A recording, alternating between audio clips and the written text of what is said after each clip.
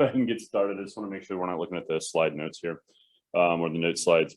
Okay, so I'm going to talk about quantifying additionality thresholds, and I'll talk a little bit about what I mean by that in a moment.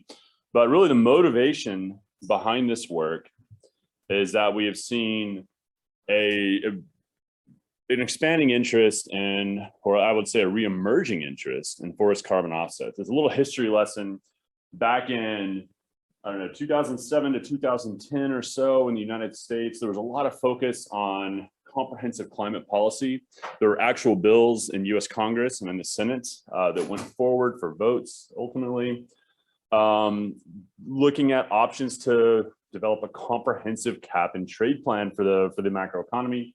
And then under those plans, there were kind of cost reducing mechanisms available for capped entities, such as the provision of offsets, right? You can think about offsets as being something that a capped entity will invest in that's sort of outside of their emission scope or boundaries that helps them meet their compliance obligations or reduce their net emissions for whatever facility or operation they run.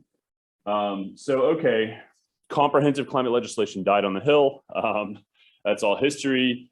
But carbon markets, voluntary carbon offset markets, continued to grow at a relatively slow pace.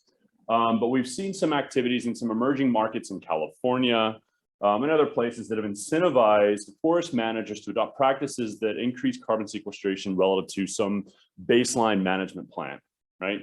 Okay, now fast forward to 2020 or so, and all of a sudden we have this new market entrant that's presenting a new market alternative to pay or compensate forest managers for what we're calling deferred harvests here, right? And so this is the new market. Traditionally, forest carbon offsets are compensating forest managers for activities and timescales that are, decades, right? So 30-year contracts, 100-year contracts. These are really long-term time commitments for forest managers. And a new company called the Natural Capital Exchange has created this kind of novel approach for crediting or rewarding deferred harvests, right? And this is essentially compensating forest managers for temporary carbon storage. So recognizing that at some point that forest is going to be harvested, but we're going to pay you not to harvest this year or not to harvest next year or the year after. But there's all sorts of concerns with this kind of mechanism, right? So a primary concern is that of additionality, right? So additionality says that we really only want to pay for carbon above and beyond business as usual, right? So we have some baseline and we want to only reward performance above and beyond that baseline. We're looking for improvements, not paying for status quo, right? And so there's been all sorts of articles that have come out kind of questioning the stability or the credibility of forest carbon offset markets, basically saying that companies have invested millions of dollars in this market that may or may not produce tangible climate benefits, okay? And there's also some concerns recently that maybe there's an overcrediting problem, right? This goes back to additionality. If we're rewarding too much, right? If we're paying for too much kind of forest carbon sequestration above some hypothetical baseline, then that suggests that we have a lot of non-additional participation in the market, right? And there's a paper that came out earlier this year, a white paper from a team at UC Berkeley, looking specifically at systematic overcrediting in California's carbon offset program, right?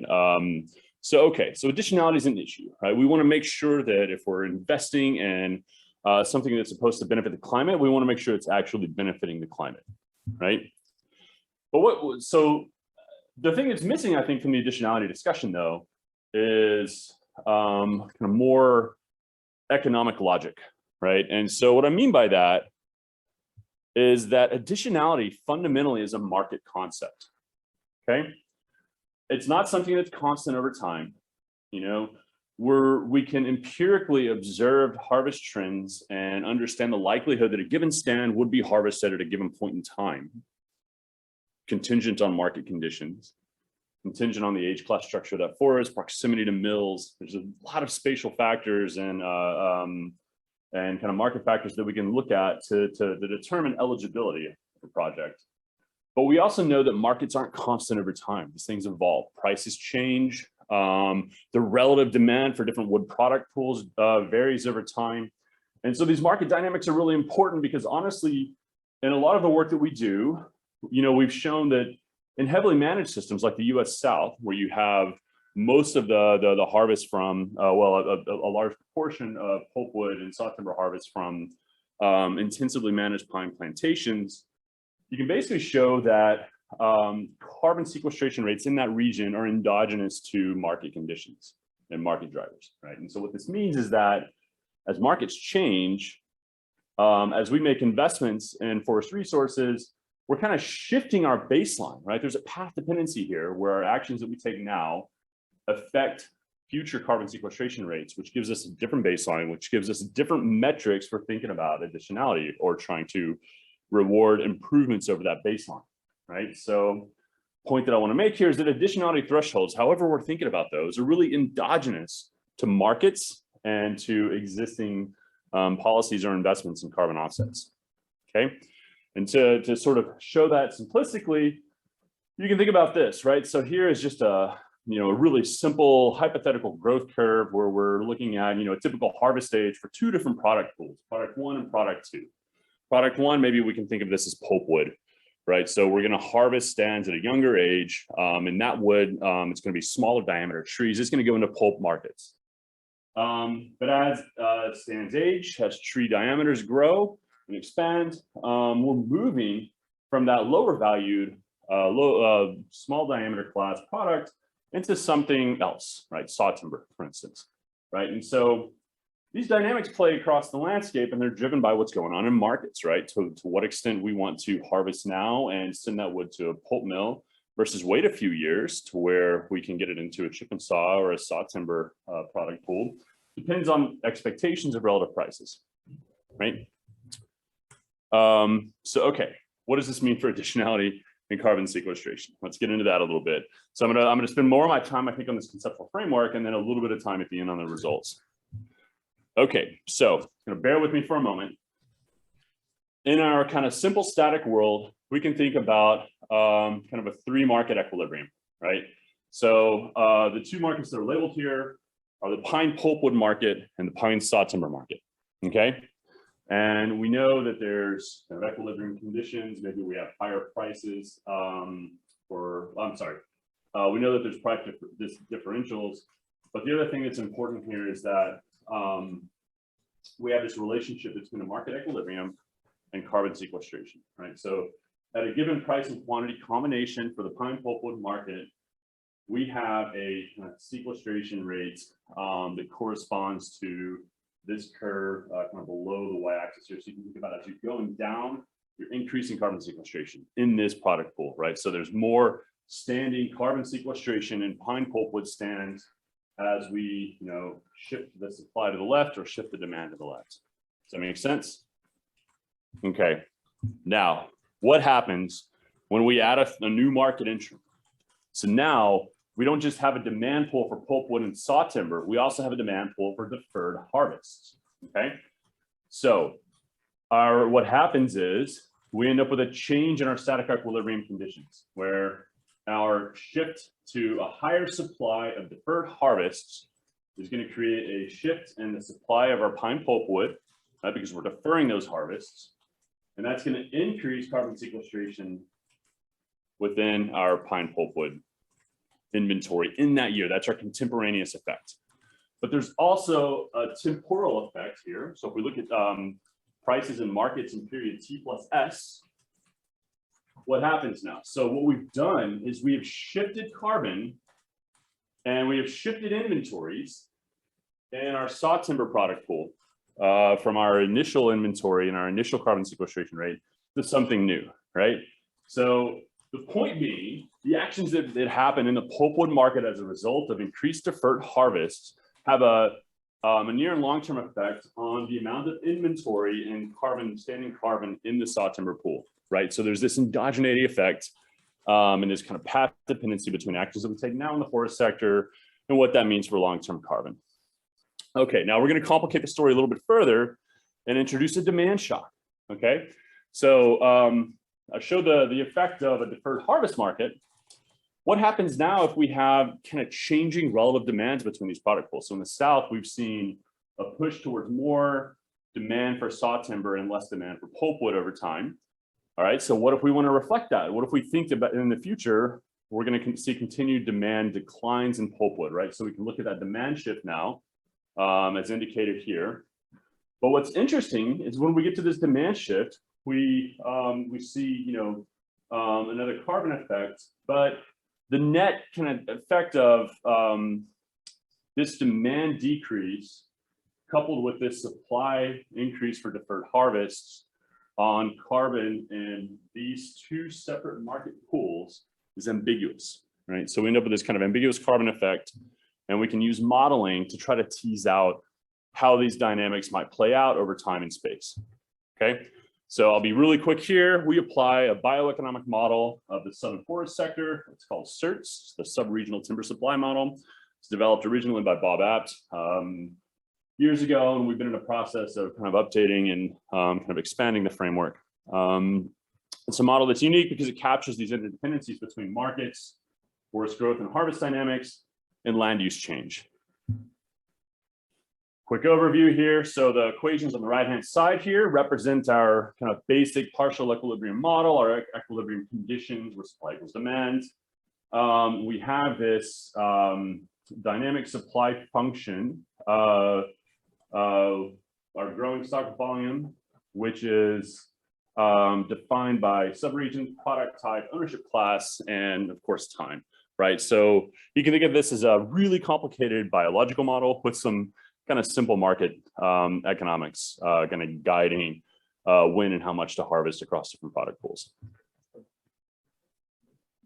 I'm sorry? Yes, yeah, you can think about it that way. Okay, so one of the things that we do within search so that we can kind of have harvest rates that are empirically justified is we use a goal programming approach to make sure that we don't deviate too far from empirically observed removals by management type and age class. Okay, so this goal programming approach has been kind of a key element of the model so that we can have empirically consistent projections. But the other thing that it allows us to do is to kind of exploit the fact that we can apply different weights to this goal program associated with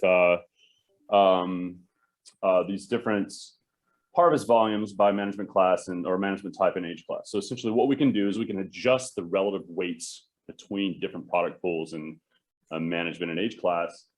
And adjusting those weights allows us to maybe reflect the nuance of a policy incentive that comes in and is compensating foresters for increasing their stand age or deferring their harvest, right? So we're adjusting weights to mimic a forest carbon offset program paying for deferred harvests in pulpwood markets. Make sense? Okay. So I'm going to present some results from 4 different scenarios here today. So we've got a baseline we're calling constant base. This is just a constant pine pulpwood demand projection with no offset market. So we're not adjusting any of these weights. We have an offset market with constant pine pulpwood demand, so const carb. Here, we're adjusting the relative weights between pine pulpwood and pine saw timber, right? So that we can look at different levels of offset market activity. We have a no offset market activity with falling pine pulpwood demand. That's that kind of third figure that I showed in the conceptual framework. Then we have an offset market activity with falling pine pulpwood demand. Yeah, I'm sorry. So that's our shift carb, right? So we have, you can think about it this way. Constant means constant demand. Shift means reduced demand. And then we have base and carb reflecting whether or not we have an offset market active. Oops. Okay. In our simulations, we can look at a few things, right? So first, we can focus on the measure of disequilibrium between the industrial roundwood markets. So this is a measure of how far are we deviating from baseline equilibrium conditions. So we can look at pine pulpwood harvests and pine saw timber harvests. And so when we have our constant base situation, we're not deviating that far. We're close to 0. That's what we would expect to see. When we have our constant carbon or our constant demand, the carbon offset market, we're seeing reduction in harvests. Okay, so that's indicative of deferring harvest. That's consistent with our theoretical framework. We want to see less harvest in our pine pulpwood market over time to reflect that offset market incentive. And this is counterbalanced by an increase in pine saw timber. Okay, so there is a readjustment or reallocation across product pools happening. We see kind of similar trends in the shift scenario where we're lowering relative demand for pine pulpwood, but over time, again, this is more heavily influenced by the actual demand decrease than the carbon offset market activity. All right, so that using those disequilibrium conditions, we can actually look at the volume of deferred pulpwood harvests over time under these different scenarios. And so these are the two carbon offset scenarios that we modeled here, constant carb and shift carb. And so you can see that we have a pretty large kind of level of avoided, deferred harvests out to out to past 2030. And this reflects the additional deferred harvests that we're paying for in the context of this hypothetical forest carbon offset market, right? What happens with the shift carb is we're reducing pulpwood removals anyway, right? So that makes it harder for us to actually increase the supply of additional deferred harvests. Does that make sense? Right, because we're going to a less aggressive baseline. We're not harvesting as much pulpwood anyway. So it's harder for us to deviate from that baseline and secure more additional deferred harvests in case we're already declining harvests. Okay, we can look at carbon storage relative to our baseline, right? And so here, under our constant carbon offset case, we do see a net positive change in regional carbon storage relative to the baseline. And we see that initially for our shift carbon scenario and our shift base scenario. But what's interesting is the aggregate effect of shifting pulpwood demand downward and implementing this carbon offset incentive is that it has this unintended consequence of reducing forest investment or driving land use change. And so we actually end up with lower carbon storage over time under our low demand plus carbon offset case, right? And this can be seen in this graph here where we're looking at land use change, right? So this is a net amount of change in forest land within our southern region. And what we show is that when we have this low pulpwood demand, we're seeing land leave forestry for other uses, be that agriculture or urban development, right? And so that has the effect of dropping carbon sequestration rates, and it's all a function of kind of shifting market dynamics and a lower opportunity cost of keeping land in forest. That makes sense? Okay. All right, so some key takeaways, I'll close here. So we were interested in exploring these interactions between a deferred harvest, a hypothetical kind of deferred harvest oriented offset market and traditional market dynamics in pulpwood on carbon sequestration and forest land use over time in the southern region. We show that indeed market conditions and carbon offsets do impact carbon sequestration. And so there is a bit of a path dependency here between how we design a policy and what markets look like moving forward and carbon sequestration on the landscape, right? And so when we're thinking about what this means for additionality, offset providers should continue to think about additionality and eligibility criteria based on empirical relationships on the likelihood that a stand would be harvested based on all of these spatial factors and market factors I discussed earlier. But this kind of simulated or anticipated market change and what it means for future carbon sequestration rates really matters, right? And so the performance metrics of what we're trying to beat in an additionality sense are contingent on what's happening in markets and what's happening with today's level of offset activity, right? And so if you're an offset supplier, you need to not just think about where we've been and what factors determine harvest rates, you also need to be thinking about kind of the net impact, both short-term and long-term, that offset markets are having on carbon sequestration and how that interacts with your expectations for where markets are going. And that's going to help us, I think, develop better indicators or metrics associated with what is or is not additional and what levels of carbon sequestration we're trying to improve upon on a regional basis. And I'll stop there.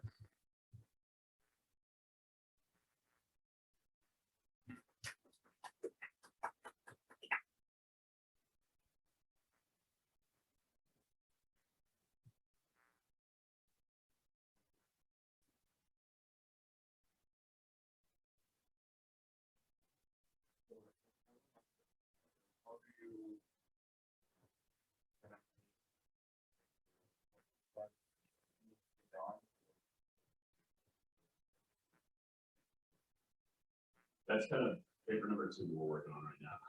So I have some thoughts on that. Don't really want to reveal too much.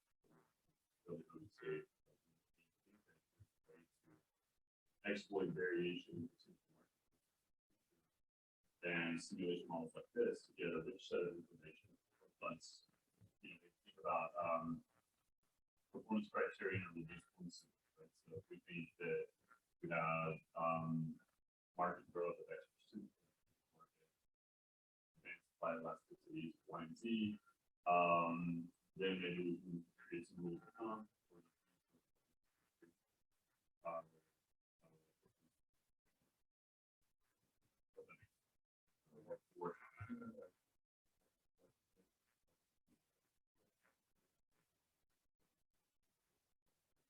Yeah, I think so. I think ultimately what I'd like to see would be a set of both empirical quantitative metrics, but also a recognition that there is and constant updating.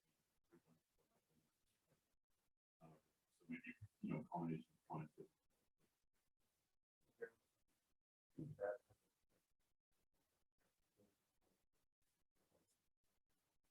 No, in fact, the providers are using it.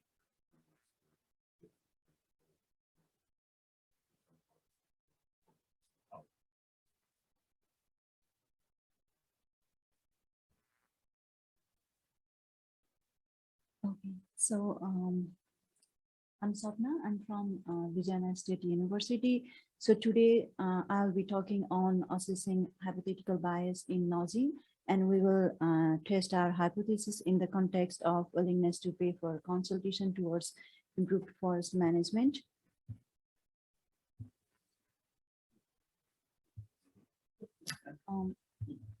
Well, this is not.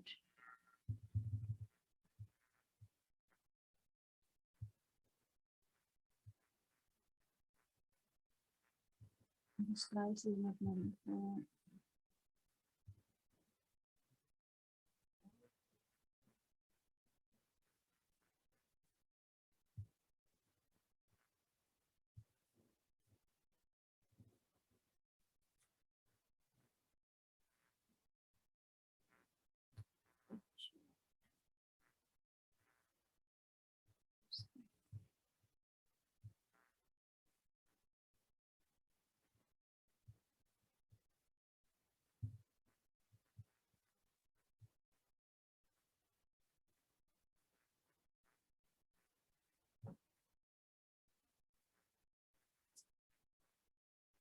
Why these slides are not moving forward? Could you please help?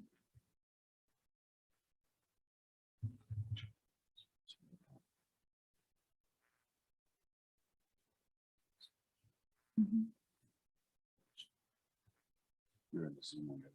Oh, okay.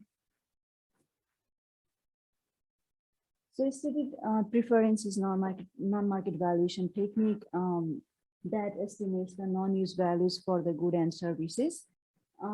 In a stated preference, we ask hypothetical questions to the respondents regarding the good and services, and we ask how much they are willing to pay for some good and services.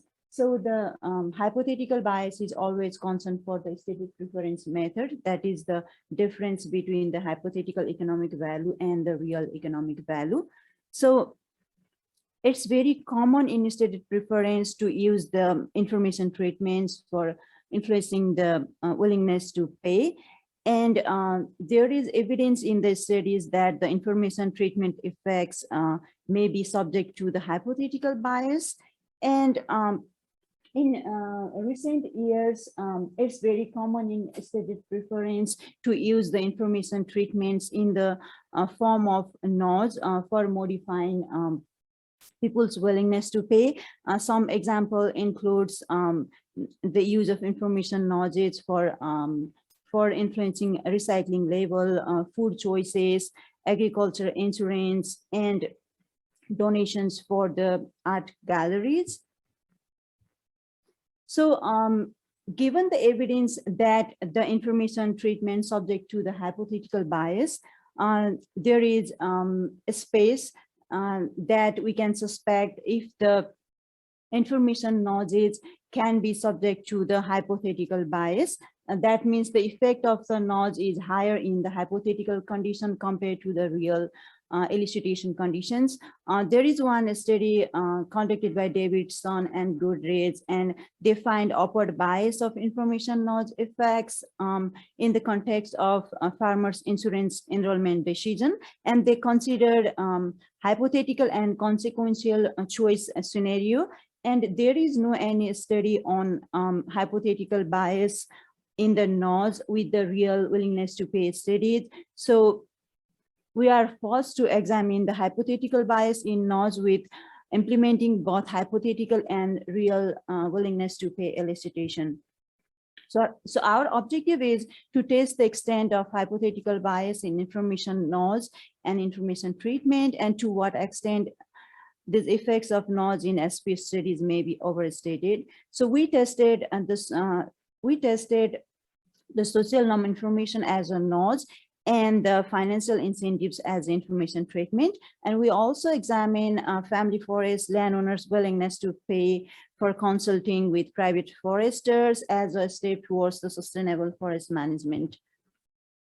So significant portion of US forest land is occupied or owned by the family forest landowners. However, the adoption of sustainable forest management practices among these landowners is very low. And there are several certification programs exist to help these landowners for improving their forest health. And one important requirement for this forest certification program is to have a forest management plan. However, the landowners are unfamiliar with the existing resources for the forest management, which results low uptake of these forest management activities, including forest management plan. So one way we can overcome this barrier, and one way to overcome this barrier is connecting those landowners with the private forest consultant who can help them generate a suitable forest management plan for them.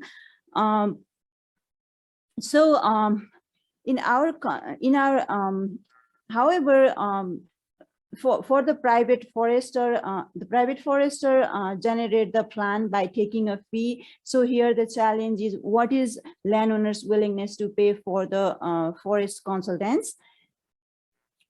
And we provide some informations in the form of information treatment and information nodes to motivate or to influence landowners' willingness to pay for the forest consultants.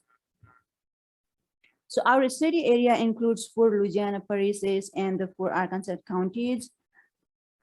Before we elicit willingness to pay for private forester consultation, we explained landowners about the role of management plan and the forester to achieve the respective objectives. And we implemented hypothetical and real elicitation treatment, employing within sample design in the online survey and the between sample design in the mail survey. We use BDM auctions for the real elicitations. And in our online survey, we inserted the 2-minute video explaining how the medium auction works. And in our mail survey, we provide the same informations in the text form, and also we provided the example exactly same that we presented in our video. And we use payment card approach to elicit landowners' willingness to pay for the consultations with the listed values from 50 to 400 in $50 increment. And so this is the sample of our elicitation questions. The questions is exactly same in the hypothetical and the real.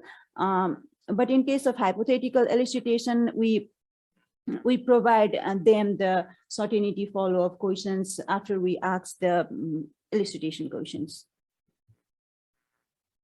So let's discuss about the treatments. So the first treatment is social norm. So that is, we informed landowners about the certification status of their own county and the certification status of 3 leading counties in their state. So we have 8 versions of social norm treatment.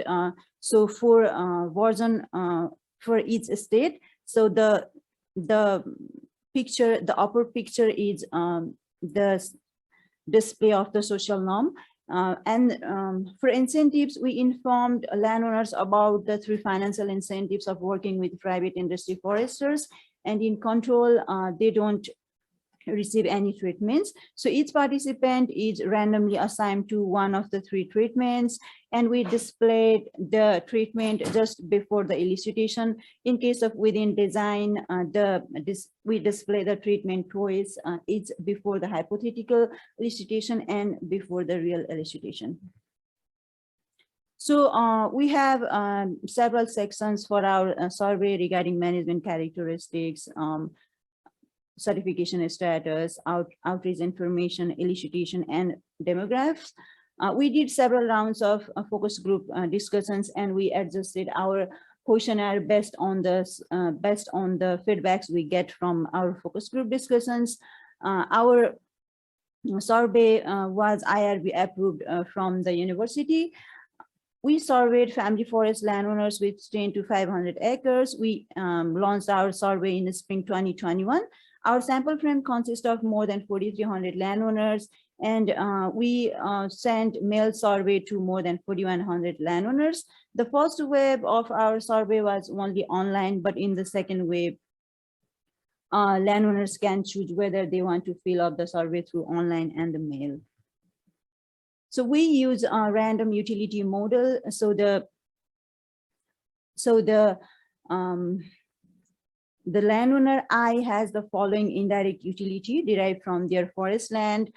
So utility is the function of their income, their demographic characteristics, and forest related attributes. So J equals 1 if landowners receive the consultations, and J equals 0 if the landowners receive no consultations or the status quo. So the profit maximizer landowners will be willing to pay some amount if the utility derived after the consultation is higher than the utility derived in the status quo condition. And we use interval regression model for our data analysis. So if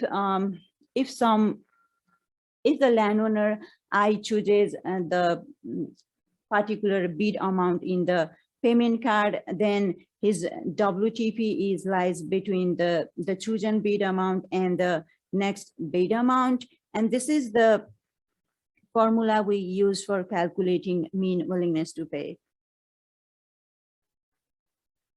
Overall, we got 578 responses. Our response rate was around 14%. However, we were only able to include 412 responses in our analysis because of the missing values, and some of them did not report the willingness to pay. We got 187 responses from the online. In online elicitation, if the landowners mentions that they are not interested in the hypothetical elicitation, then we did not subject them to the real elicitation. But if they have some willingness to pay, then we also subjected them to the real elicitation. And in case of male, it was between design. So we got 133 responses from the hypothetical and 92 from the real elicitation. And during our analysis, if the hypothetical WTP equals 0, then we assume that the real WTP equals 0. In total, we had 706 observations, 320 from 320 hypothetical and 386 real. So this is our this is the table for variable description. So we assign dummy for the hypo to indicate whether the elicitation is hypothetical or the real, and we created dummy for the treatments. We included several demographics variable to see if these demographic variables affect a landowner's willingness to pay for the consultation. And we also control for the survey mode to examine if the preference for the willingness to pay who fills the survey online is different than the landowners who fill the survey through mail. We also included property characteristics like forest size, tenure, and proximity to the forest land. We included importance of ownership for wanting the forest land. And we also included several management characteristics to examine if the adoption of one of these management characteristics affects their willingness to pay for the consultation.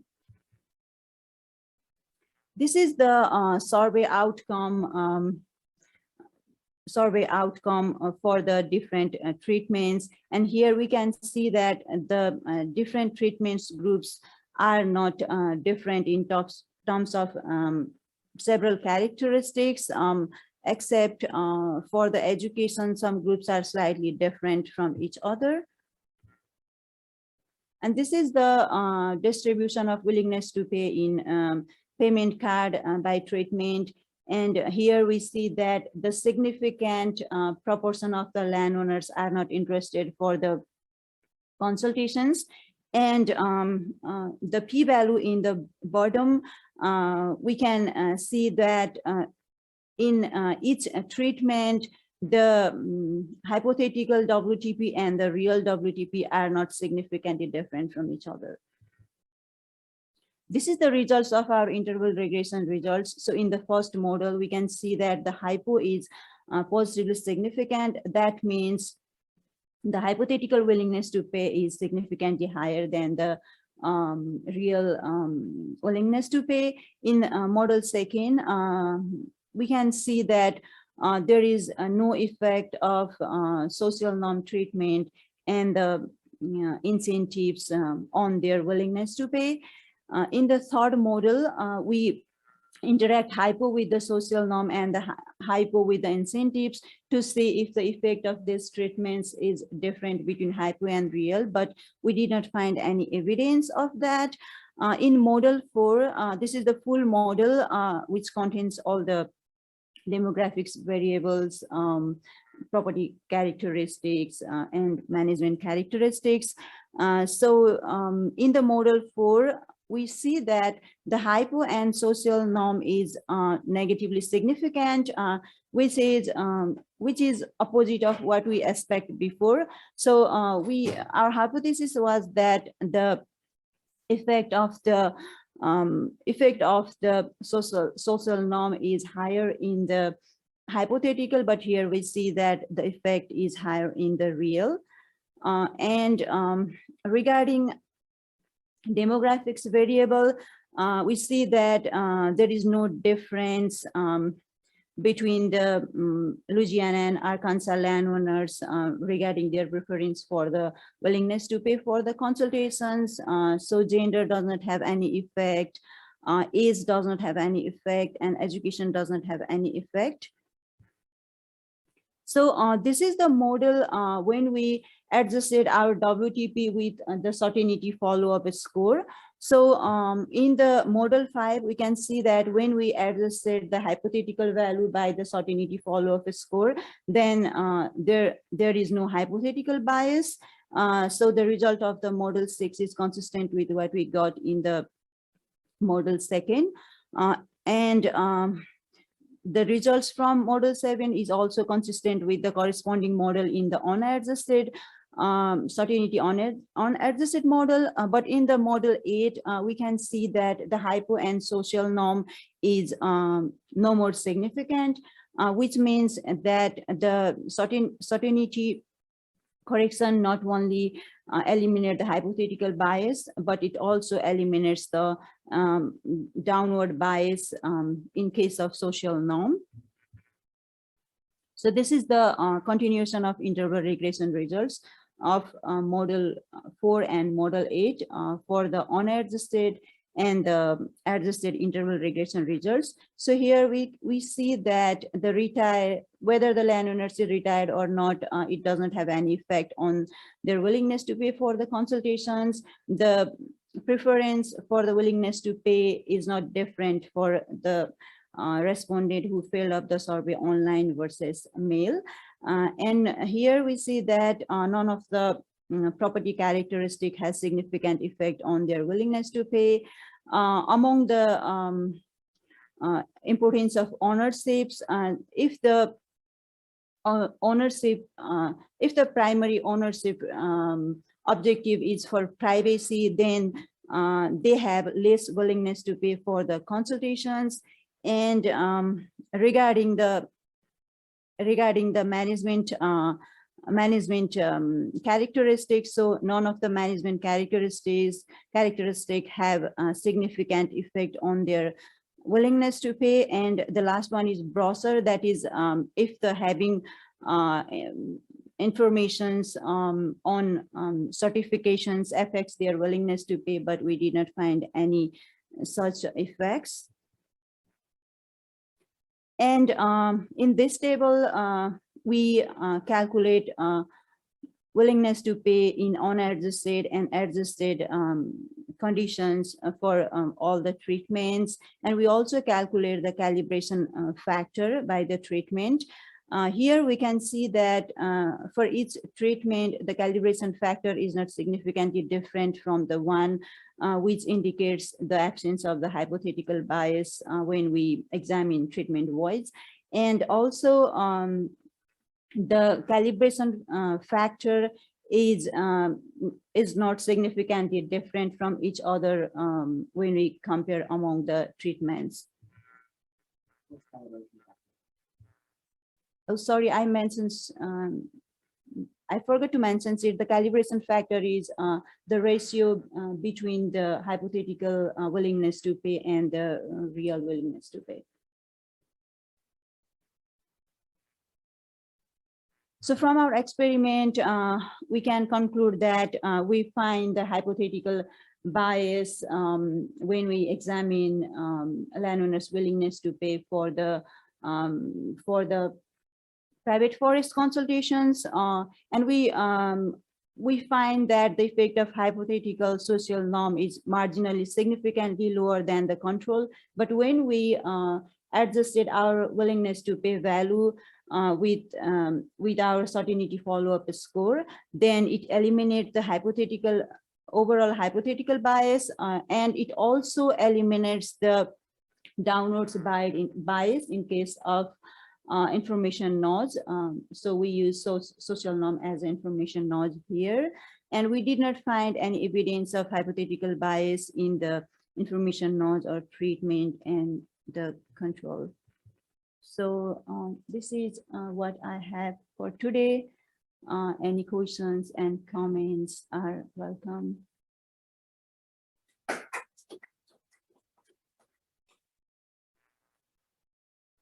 Very nice. I guess it's a really basic question. Do you know what the kind of going rate for development?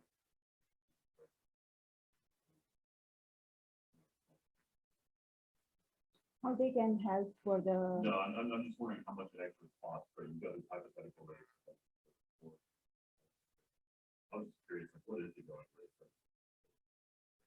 This is the way, this is the range of rates we kept in our survey by discussing with forest experts, and we also discuss about the rate with landowners and forest consultant during our focus group discussions. Okay, that's good. So then yeah, this range is fairly Mhm. representative. Yeah, yeah.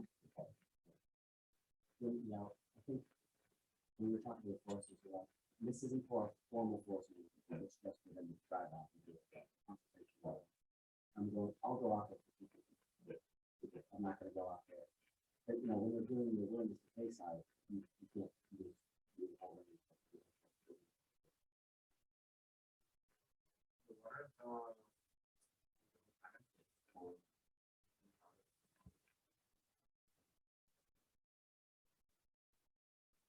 So what is the benefits to the landowner? So, what kind of information?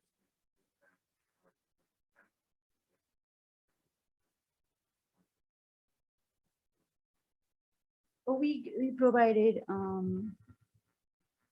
so in so this is the information we provided to the landowners is they will get the higher, like they can increase their profit, and they have like benefits like the tax deductions and That's not, so that's for the information treatment.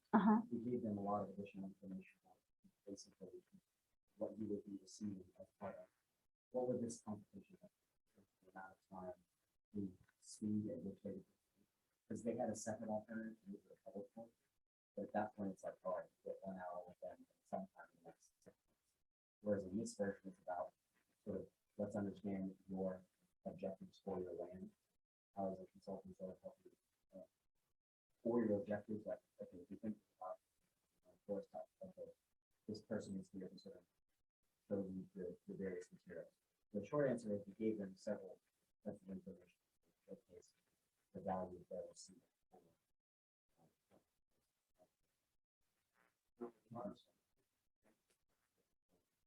Oh yeah, no, that doesn't shock me at all.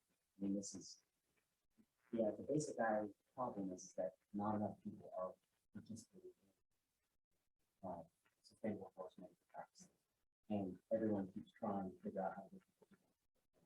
And that's the reason the nurse seems sort of like appropriately said. What would be the way?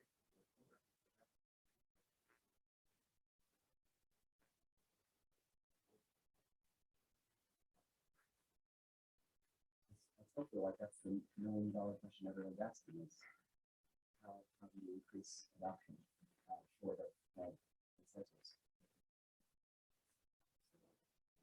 And is registered in the FSC, and then the next question is the end of this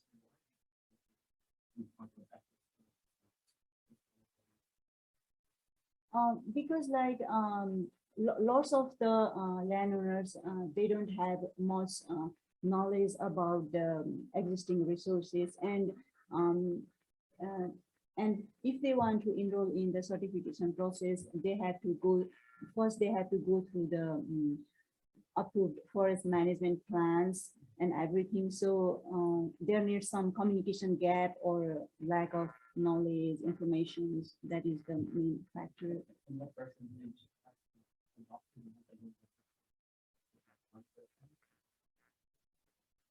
It's maybe I'm not sure, but it's very low, like less than 10%. Yeah, yeah, it's not exact, but yeah, it's lower. Yeah, very low. and this is New Zealand have a very high adoption rate of certification for large forest companies, but for small scale, they couldn't because it's very expensive to get them. Yeah.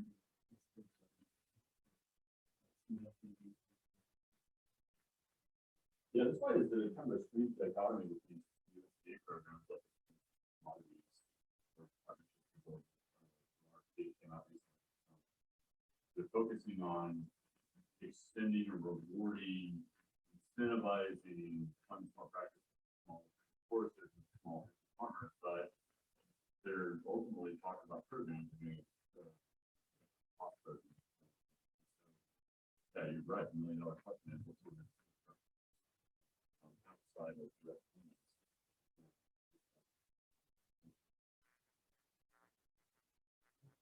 This question, how do you identify the big design in terms of $50, in terms of 50 for the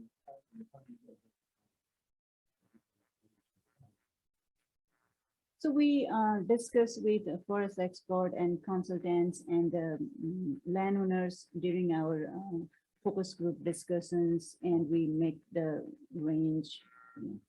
Mhm. Yeah, I do want to, this was a little odd in the sense that this is, a lot of the times when you're working with private forestry, they're going to take a cut at the end. And so this idea of doing upfront payment, it's not uncommon, but it's not necessarily the norm either, in terms of how these financial relationships work between you. It was slightly technically awkward, but we needed a way to.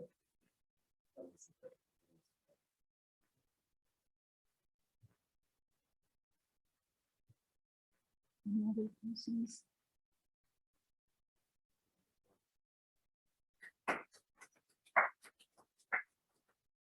Okay, so thank you all. We were just two presenters, so we will end the session. Thank you for the comment and your suggestions.